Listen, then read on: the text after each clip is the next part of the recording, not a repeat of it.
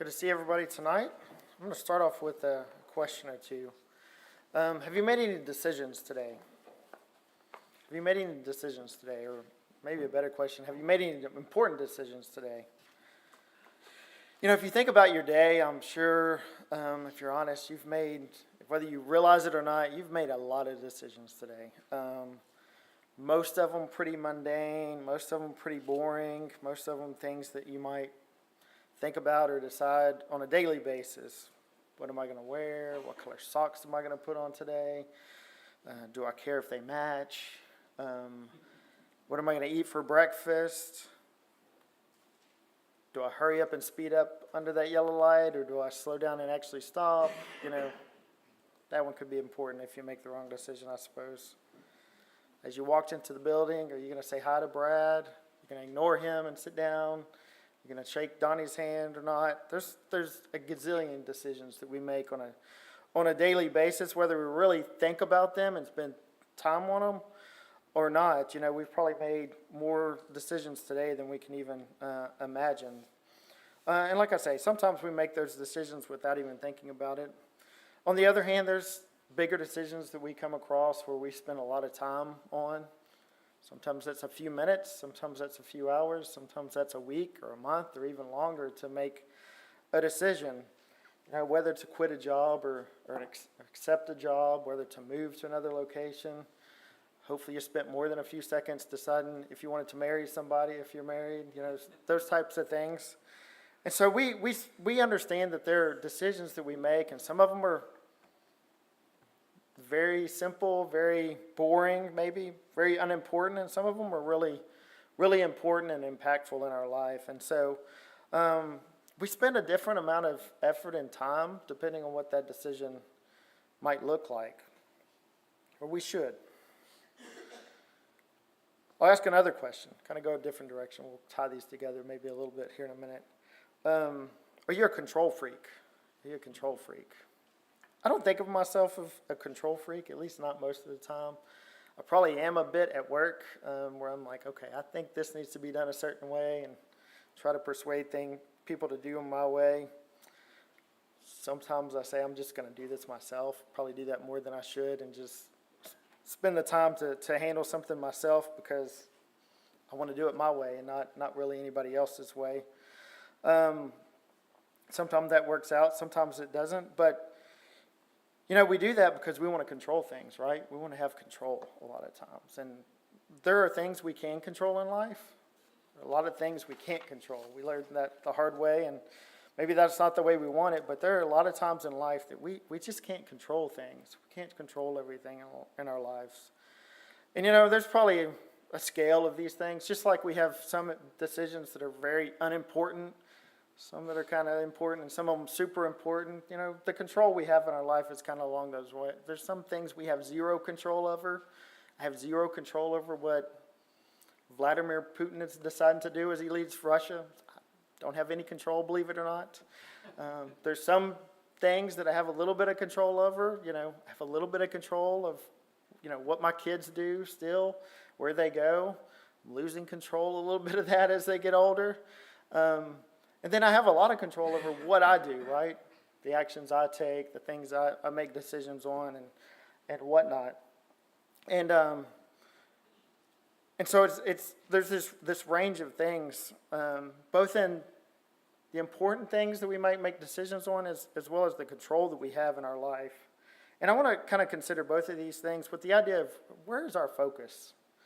Where do we spend our time and effort on things as we consider how important they are and how much can we control them? And hopefully we can put this together and make a little sense as we go. Matthew chapter 6, if you'll turn there, we'll look at a few verses there to start off.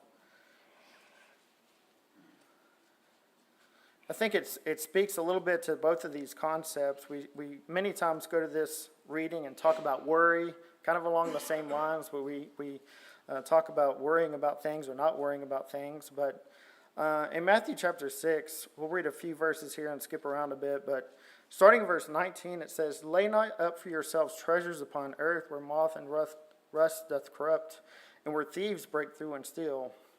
But lay up for yourselves treasures in heaven, where neither moth nor rust doth corrupt, and where thieves do not break through nor steal. For where your treasure is, there will your heart be also. We'll stop there for now. Verse 19 talks about, what's important or what's not important. The things of this earth are not important when you compare them to the things of heaven, the things that are spiritual. So it talks about importance if you kind of put them on those scales or think about it in that way. It also talks a little bit in those verses about this idea of control. We can't control things of the earth, so to speak. Thieves may come and take our stuff. Things may break. Rust may get it. Things could be torn up, and we can't depend on those things. We can't control those things sometimes. Verse 24, it says, no man can serve two masters, for either he will hate the one and love the other, or else he will hold to the one and despise the other. You cannot serve God and mammon. Again, it talks a little bit more about this idea of importance, and one of those things is more important. Sometimes we may choose the wrong one. We may put more importance on the things of the world, as it says here, or we may choose to serve God, which would be the more important one. But it says we can't serve them both. We can't have the same focus, right, on both of those. We're gonna focus on one or the other in our life. One of them is going to be more important to us. Skipping to verse 27, it says, which of you by taking thought can add 1 cubit unto his stature? Again, this kind of talks about control a little bit again. We don't have control over some things. We can't control, in this case, our height. It's just something that we can't, no matter how much we think about it, how much we hope about it, it doesn't work. Believe me, you can't make yourself taller. I would have probably been taller by now. But we can't control it. And so this talks about this idea that there are things we just can't control. Again, these verses, many times we read through some of these rest and talk about worry. Just skipping down to 33, in Matthew chapter 6, it says, but seek ye first the kingdom of God and his righteousness, and all these things shall be added unto you. Again, speaking to what's important, seeking God first. So I guess the question I want to explore tonight, are we spending our effort on things that are important, first of all? Are we spending our time, our effort, our energy on things that are actually truly important? Or are we spending our time on things that are really just not that important in the grand scheme of things? I'll be honest, I spend a lot of time on things that probably aren't that important, and probably need to switch over and spend a little bit more time on things that are spiritual. But just as a few examples, I'm a researcher when I'm trying to do something or make a decision or, whatever. I like to get all the information, I do this at work. I've probably overanalyze stuff. I'm an accountant, so it seems to be in my nature. I do that with a lot of different things. When it's time to go somewhere or do something or buy something, I'll spend a lot of time and effort kind of trying to figure things out, research it, look at reviews, and that sort of thing. Maybe getting a new tool for the garage. I'll spend time figuring out what does this do? How does it work? Which one's the best one? Which one's the easiest one to use? Our dishwasher has never worked great. We're looking at getting a new one. I don't want to confess how much time I've spent over less than a week researching what model has what. I can tell you a few different brands on all the features they have or don't have on this model and that model and why it costs more or less. I've read no telling how many reviews on those dishwashers. A lot of time and effort on something that, in the grand scheme of things, is just that important, right? And so I tend to do that. When we go on a trip, this is where it really gets bad, and planning a vacation or something, I will tell you and spend tons of time planning it out, and they laugh at me because I have it all written out on our itinerary, and I've got everything sorted about where we're going, what's the best places to eat, where's the best places to stay, what's the best things to do in those things. So I spend a lot of time, and I'm sure some of you do the same, on things that we feel like is super important, but in the grand scheme of things, is it really that important? Now, I'm not saying this is bad. Hopefully it's not bad. I guess it's just how do we attack spiritual things, though?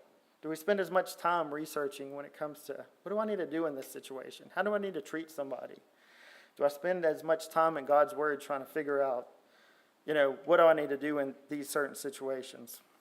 Do I put nearly as much effort or researching into making those spiritual decisions and use the Bible nearly as much as I use kind of reviews that are out on the internet? That's kind of the thing that I was thinking about. We're taught in Matthew and plenty of other places that spiritual things are what's really important and should be our focus, not these things of the world. And so the question is, are you putting your effort and focus on spiritual things? Sometimes it's easy to say, yes, I'm choosing to do this, I'm choosing to serve God, choosing to be baptized, and kind of look at some of those big decisions, but are we really living that out in our day-to-day life? In Joshua 24 in verse 15, a familiar verse, a verse that we probably see in people's homes printed up, and I know I've seen it in my grandparents' homes and others, but it says, "And if it seem evil unto you to serve the Lord, choose you this day whom you will serve, whether the gods which your fathers served that were on the other side of the flood, or the gods of the Amorites in whose land you dwell. But as for me and my house, we will serve the Lord." As we make decisions, it's easy to say, okay, I'm deciding to serve the Lord. I'm deciding to do this and follow God, but does our everyday life really show that? Does our everyday life really reflect that our decision has been to serve God? And is our effort that we put forth in serving God really reflective of that? Or is our effort really on focusing on material decisions that we have and material things that are going on in this world? So sometimes that's something, if we reflect, there may be some times that we've got things flipped around and there might be a change to make. There are some decisions that we think of maybe as worldly decisions, I guess, but there's so many decisions that do have a spiritual impact or does have a spiritual component. But sometimes the question is, do we consider that? Do we think about that? Or do we just think about kind of the earthly kind of view of things? I mentioned some of the decisions we make on a day-to-day basis. One of them was, what do we wear in the morning? Something we probably don't give a lot of thought to, right? Pick something out, get dressed, go, right? Well, there could be a spiritual piece to that. 1 Timothy chapter 2 and verse 9 talks about, dressing or having modest apparel. And so there's a spiritual aspect to a lot of the decisions we make, sometimes that we think of as, maybe not a spiritual thing, so to speak. One of the things that I thought of is, decision that you might think of as a big decision in life is where you could live, where you should live. I know Jennifer and I, it's been years since we moved, I guess, but, we looked at moving at one time, and we were looking at a few different neighborhoods, right? And I remember, again, the kind of person I am in analyzing things. I had a spreadsheet, of course, with all these things listed of, okay, if we move here, here's all the positives and negatives, here's all the positive and negatives of here, and, I probably do have it somewhere if I found it, but I'm sure it had things like, okay, the schools that the kids would go to, the kids were young, where would they be going to school, what's around that area, what are the houses like, what is the restaurants in the area, a million different things that you could take and consider in a decision like that. But this is one of those decisions that could very much have a spiritual impact on your life as well. Where do you live? Are you going to be around people that would be a positive, as far as your spiritual life? Are you going to be in a place that's close to a church that you can go and worship with fellow Christians? Who are the people I'm going to be around? We talk about the people that were around. 1 Corinthians chapter 15 and 33 says, "Be not deceived, evil communications or companionship corrupt good manners." Who are the people I'm going to be around if I live in that place? So there's decisions we make that maybe seem like we tend to think about all the earthly things, all the things that are happening here, but there's definitely spiritual implications to them. Do we consider those things, or do we not? Do we push those away? Hopefully, as we look at decisions, we consider not only is it important, is it worth spending some time on, is there a spiritual component that we need to consider, and are we considering it, and do we make sure that God's a part of the decisions we make on a daily basis? So that's the idea of making sure we're spending time and considering the important things we should when we're making decisions in our life. What about this idea of control? I mentioned this idea of control. We can spend a lot of time and effort on things that we just don't control.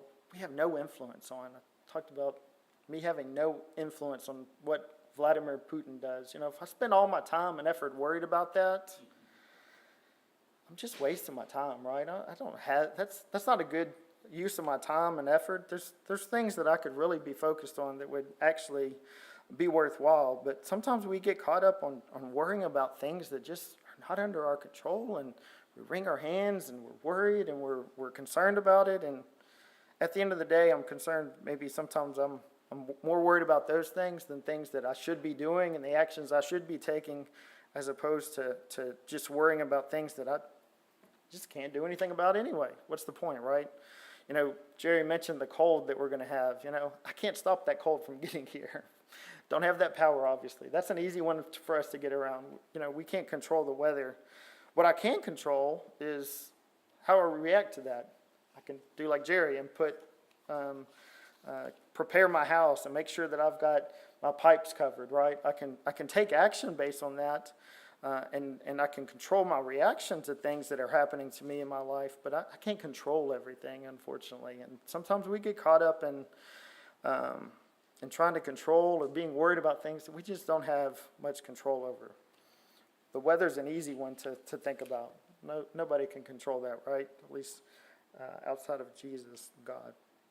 Other people's actions, though, that can be the most frustrating thing we can deal with, right? We can't control other people's actions. We can't control people, what they say, what they think about us sometimes. I mean, we can have some influence perhaps, but we can't control people even if we wanted to, right? And we especially want to have control over those people that have an impact on us, that are around us. I'd really like to control my manager and make sure he gives me a promotion. I can't control that. I could spend a lot of time worried about it. I could spend a lot of effort in my life worrying about something that I can't control. But is that really doing any good? I really need to be, in that case, I could spend my time actually trying to do a good job at work in that case. But we can't really control the people that are around us. In 2 Timothy chapter 3, we'll read the first five verses here. 2 Timothy 3, verses 1 through 5.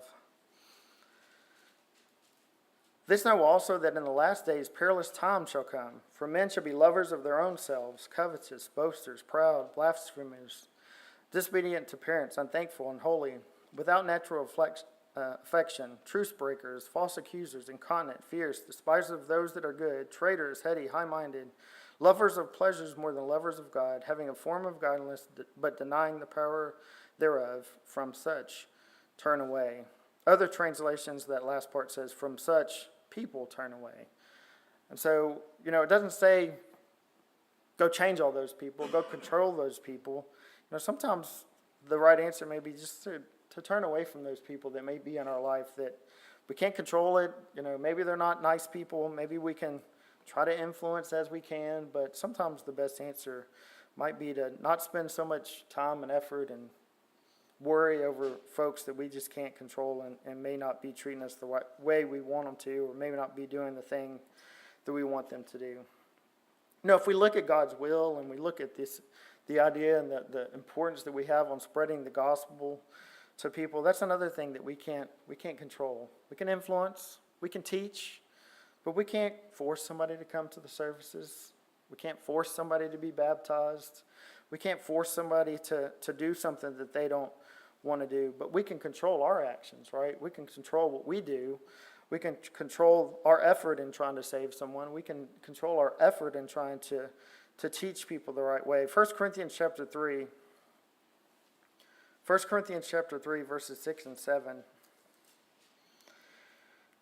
It says, I have planted, Apollos watered, but God gave the increase. So then neither he that planteth anything, so then neither is he that planteth anything, neither he that watereth, but God that giveth the increase.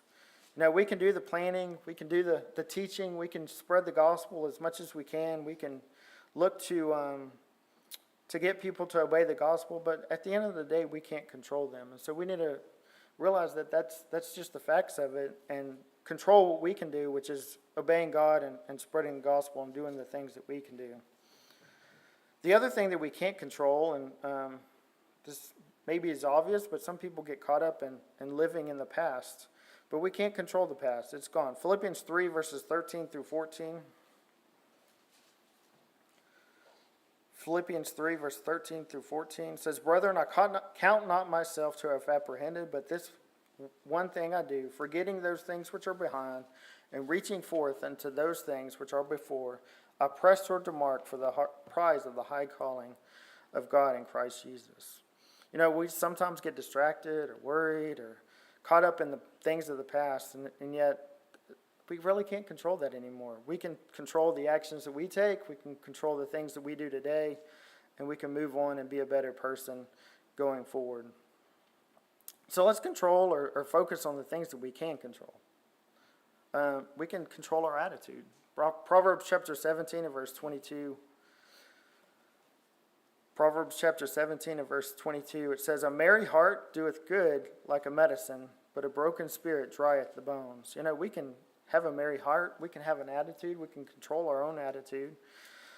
Just might want to control others as best we can, but we can't. We can control our own. We can control our own thoughts. Philippians chapter 4 and verse 8. Philippians 4 and verse 8, it says, Finally, brethren, whatsoever things are true, whatsoever things are honest, whatsoever things are just, whatsoever things are pure, whatsoever things are lovely, whatsoever things are of good report, if there be any virtue and if there be any praise, think on these things. And so we can control the things we're thinking about. We can control our thoughts. Of course, we can't control others. You know, some people may say things that we don't like. We don't maybe say something about us. We can't control those things either, but we can control our own words. Proverbs chapter 15 and verse 1.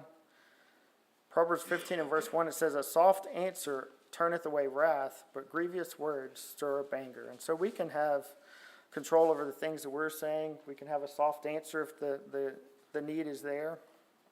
And then finally in 1 Corinthians chapter 9 and verse 27, you know, we can control our actions, our habits, the things that we do, certainly, of course, under our control. But I keep under my body and bring it unto subjection, lest that by any means, when I have preached to others, I myself should be a castaway. And so we can bring our body under subjection. We can control the actions that we take in our life. And yet, sometimes we spend a lot of time and worry about what other people are doing. And I don't think that's the focus that we should have. And we shouldn't spend too much time and effort worrying about what other people are doing if we obviously can't control it. So really finally, where do we spend our time and our energy in our life?